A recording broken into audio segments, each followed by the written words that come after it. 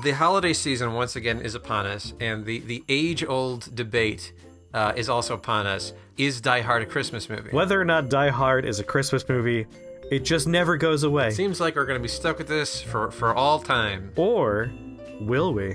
Ooh. Perhaps we could solve the problem by making Die Hard a Christmas movie. A real, honest Christmas movie. Undisputed. Well, let's try it today. Hello, everyone. Welcome back to Screen to Screen. I'm Andrew, and this is Chris. Why, hello there. Maybe we should start by kind of breaking down the arguments for it being a Christmas movie, and then sort of seeing if we could take those elements and really push them. First of all, it takes place on Christmas. Done. Okay, that's easy. Second, it's got to have Christmas imagery. And it does. There's a holiday party. There's Christmas trees and stuff. The plot has to be affected by Christmas. Well, that's true too, because the reason why they take this day to do their whole operation is because there's less security. It's Christmas and more people, people have left the office. Lastly, there should be some sort of emotional core to it, and this is where it's a little shaky, but it is about John McClane and his wife. Their estrangement kind of becoming solved in ways. That's true. So that's true. These are the arguments for it being a Christmas movie. And depending on who you ask, they could be a little shaky, but maybe we could, sweeten them a bit. Oh, I want to go so much further than sweetening. Like, if we're talking about sweetening, I want to replace the liquid in the cup with just pure sugar. I'm pro, like, going so far as to make it so that Santa Claus is both real and canon in this universe. Is Reginald Val-Johnson Santa? Oh, Mr. Sergeant Al Powell, his character. Yeah, he's secretly Santa Claus. Is he Santa, and he has given it up because one of his toys accidentally killed a kid? I shot a kid. Oh my God! Oh, that's so good. So Santa's the cop on the street who's talking to John McClane in the building. In this universe, Nakatomi Plaza, years back, was in fact secretly Santa's workshop. Okay. And, he was working out of there. He was putting things together. North Pole wasn't working for distribution. It was too hard. So he's secretly using this building for it. But he made a new toy. A kid died. It was that Cabbage Patch doll thing that ate carrots and sticks. And, it just sucked an entire child through it. Killed her instantly. It was real dark. I remember that one. So he gave it up. And, he wanted to try and save lives. He became a beat cop. And that's what he's been doing for a while. I think it'd be kind of fun to sort of, rather than change the canon of Santa, but to expand it. So this is his American headquarters. He's got one in each country, Yeah. Hans Gruber, and there's a lot of wiggle room here for fun. Either Hans Gruber just figured out that this used to be Santa's workshop, or we can go more personal. Hans Gruber may have at one point been an elf who lost the magic, lost the spirit of Christmas, and therefore stopped being an elf and grew into this bitter old man. He could even be just like a little kid who grew up, he didn't get the right toy or something. Yeah, or maybe he was the kid good. who allegedly got chewed to death. Oh, so really tie it all together. It was his sister that died. Oh, yeah, because if we're going to pull a little bit from Die Hard 3... Yeah, because for those that don't know, in Die Hard 3, Hans Gruber's brother comes back for revenge. Well, I mean, he could be looking for whatever we want. It's either like he's in there because Santa has a magic workshop that's capable of producing a nigh infinite number of whatever you need out of, like... Oh, yeah. Wishes and, like, that's good true. Intentions or something. Yeah. Like, it's magic. Wasn't it like Ernest Saves Christmas? Wasn't there like the bag had just like you'll pull your hand, whatever you pull out of there. It's you reach inside and whatever you want, you pull out. We're like in the vault of this basement that was like locked away when it was a toy shop. There's still that magic that's in there, and he's trying to get in it. But maybe we don't know that until a little bit into it. The ideal for me would be when you first start, it's just normal Die Hard, and like a twist will show up a little bit into the movie, or like there'll be little hints sprinkled throughout. Right. But like there's that big moment where, and there's that even exists in the normal movie, where it's we're terrorists, but really we're actually here to steal the bonds. Like there's that twist in the movie. But this time the twist is like Santa's magic is in this basement. We're gonna get it. Yeah, yeah. You could even set it up when he's like in the limo with Argyle, and he's like talking about like Santa's like, "Oh, you still believe in Santa, kid? Like, what is this?" It's like, "Oh, I've seen things you wouldn't believe." Maybe Argyle's an elf. Ooh, like he used to work there, but he still has a little bit of the magic, so he's still useful. Yeah, like he used to drive the sleigh, and now he's a limo driver. Yeah. Does Hans Gruber learn the meaning of Christmas? Ooh, do we have Hans Gruber maybe redeem himself toward the end? Maybe he has like a Grinch moment where he throws the toys out the window and then he dives after them. So the movie opens, he shows up, the party's going on, it's awkward. Argyle parks the limo in the parking garage, and then suddenly, terrorists.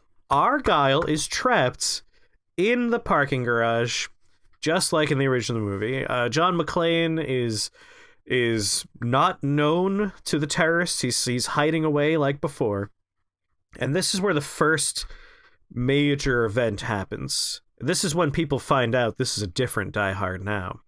Argyle, when he realizes what's going on, he's talked to John McClane on the phone. He's aware of the situation.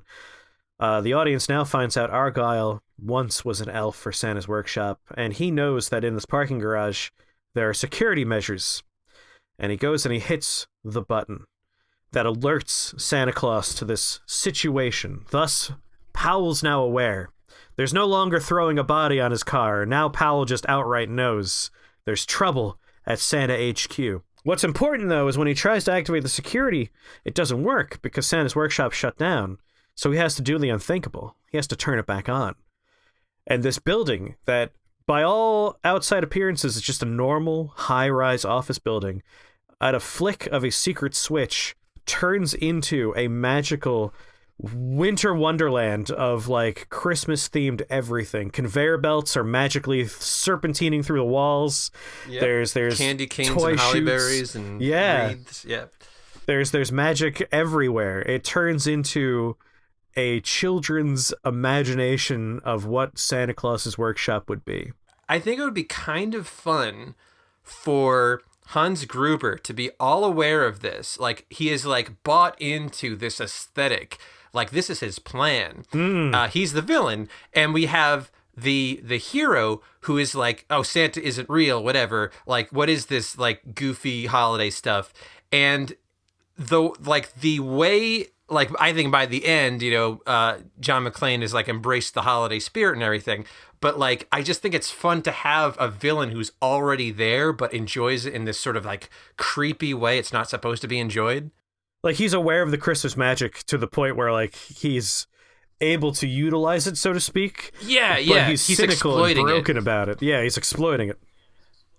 I mean, I think to him, it's just an aesthetic to him. Like, Yeah. I think he loves Christmas, but he doesn't love the spirit of Christmas. He just loves the look.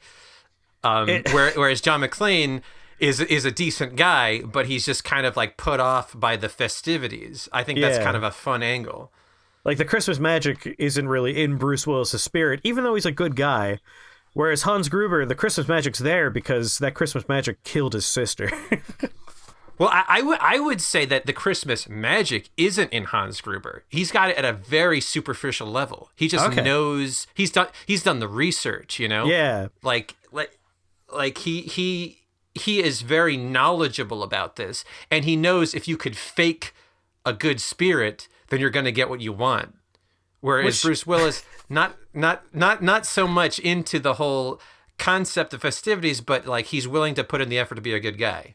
That actually, like, flows well with the actual Die Hard movie, because Hans Gruber always has this kind of, like, mirthful smirk going on throughout the movie. Right, yeah. That's what I'm thinking, yeah. How about, so because he has such an analytical knowledge and appreciation for it, like, he's dead inside, and he's clearly the villain, but, like, he understands the Christmas magic.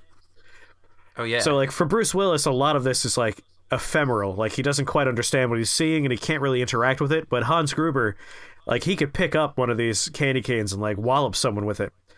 And Bruce Willis completely can't interact with it at first.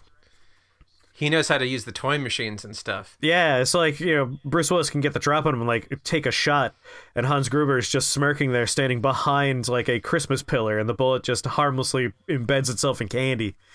He's got a bunch of toy soldiers at his beck and call. Yeah.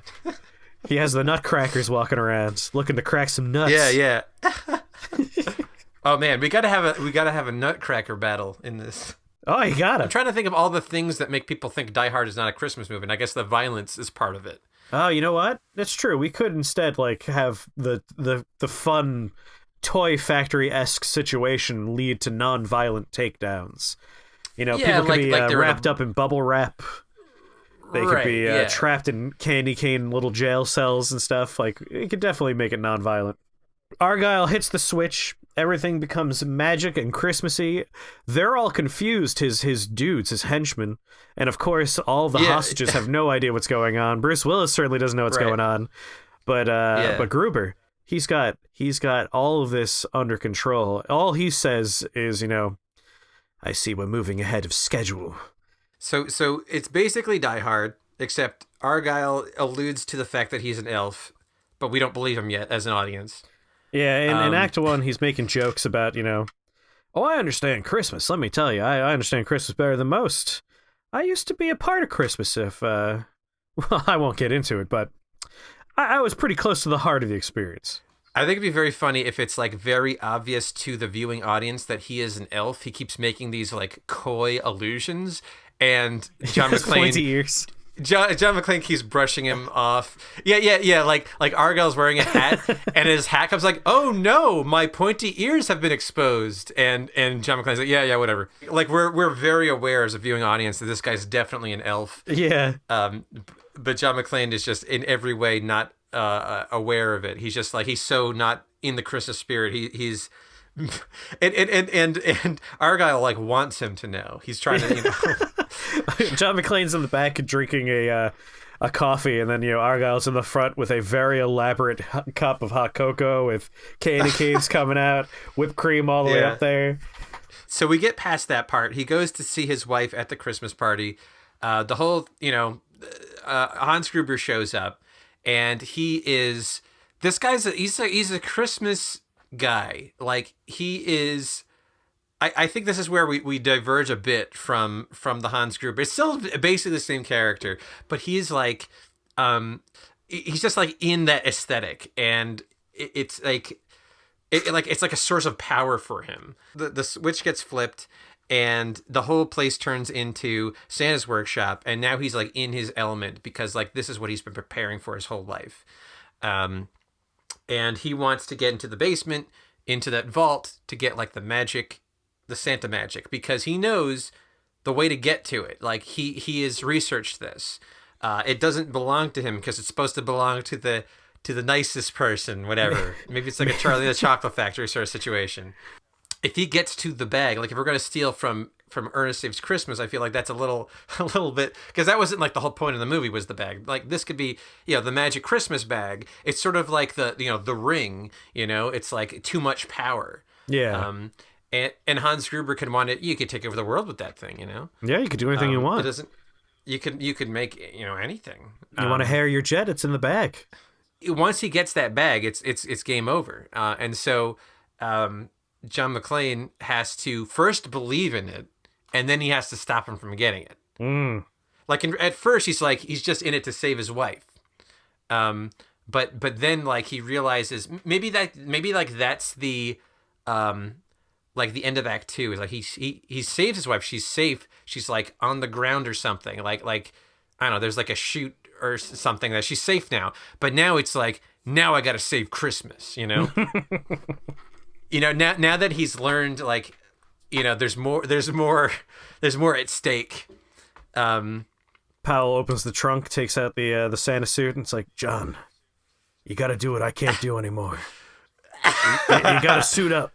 Maybe like in this one, like Hans Gruber falls out the window, and then John McClane saves him because of the magic of the Christmas. That's a twist. People won't see that coming. Maybe this movie ends with Hans Gruber as the new Santa. Hans Gruber becomes the new Santa.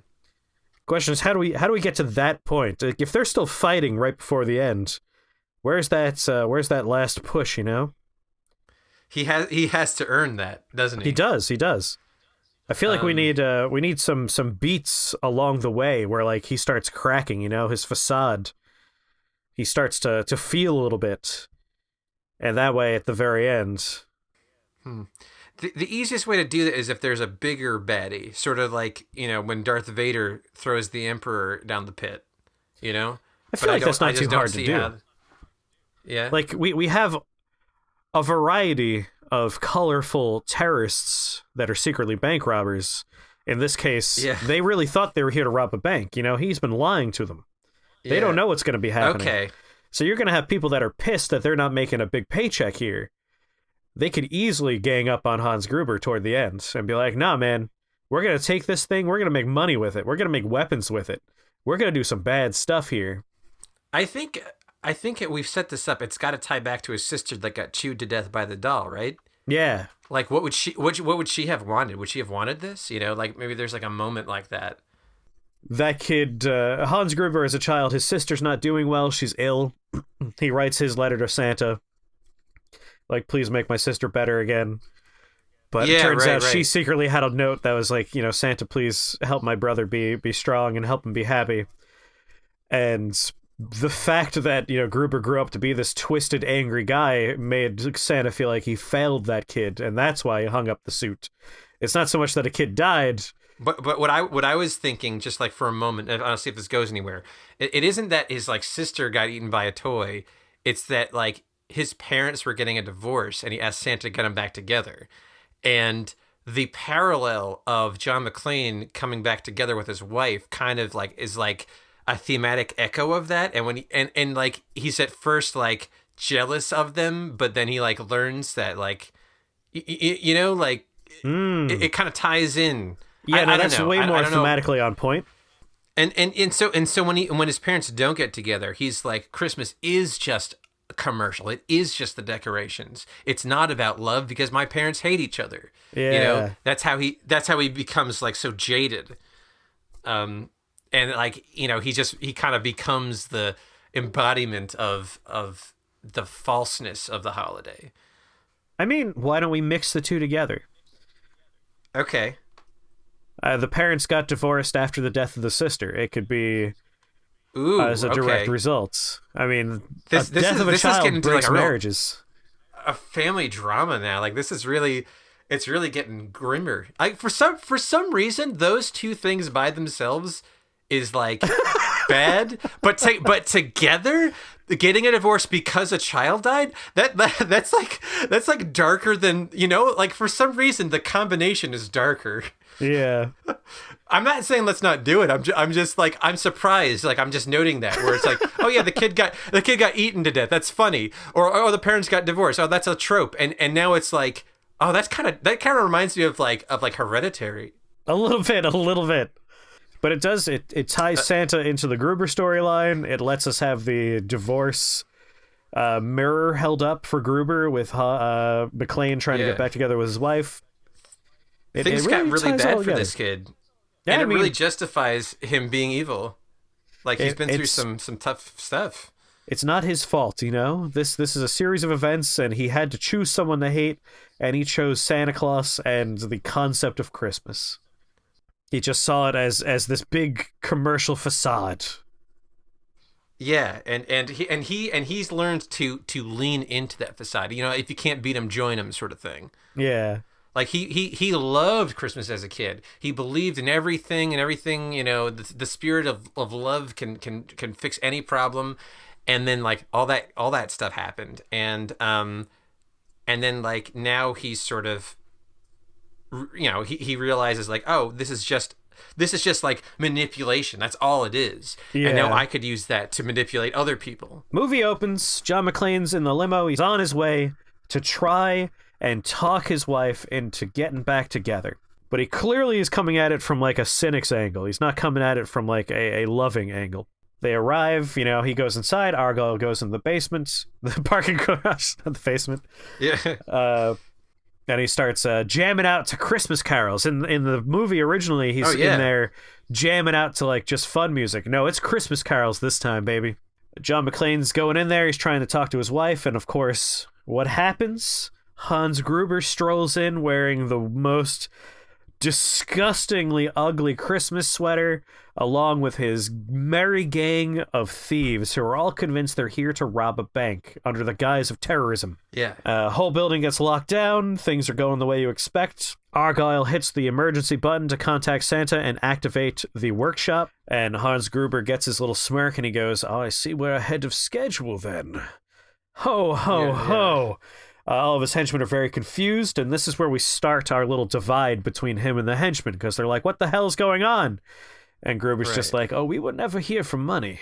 We were here for something far more magical." Yes. John McClane, he's on the phone with Argyle, trying to learn the Christmas spirit, learn how to operate these things. I feel like he's first has to kind of buy into what's actually happening, though. Like, I feel like that's a bit of a character arc there. Oh, yeah. But, I want to start sowing the seeds of dissent in these terrorists, because they're trying to crack into a vault, and now they don't think there's money on the other side.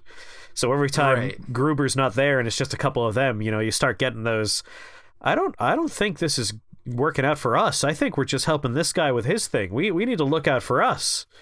Start sowing those seeds. Right. Gruber gets to the point where he realizes that, this lady that he's talking to is the wife of John McClane, like he does in the original movie, so that he can start finding out that, they're having a rough relationship, and he starts sympathizing a little bit through the wife, I think, that they're, they haven't been together for a while, the kids have been sad, and Gruber's starting to see, oh, this reminds me of when my parents got divorced after my sister died, and this is going to happen now to these kids. He's starting to feel bad. He's starting to have cracks. The wife and Gruber dynamic is where we start working at him. And then the terrorists, when they're apart from Gruber, that's where we start working on that divide. And we have John McClane, through Argyle, slowly coming around on the concept of Christmas and what it stands for. And he starts understanding, there's more to this than just a bunch of decorations, and there's more maybe to my marriage than just me feeling bad. It's more about them. It's more about all the members of the family. He and Hans Gruber both kind of don't like Christmas, but for different reasons.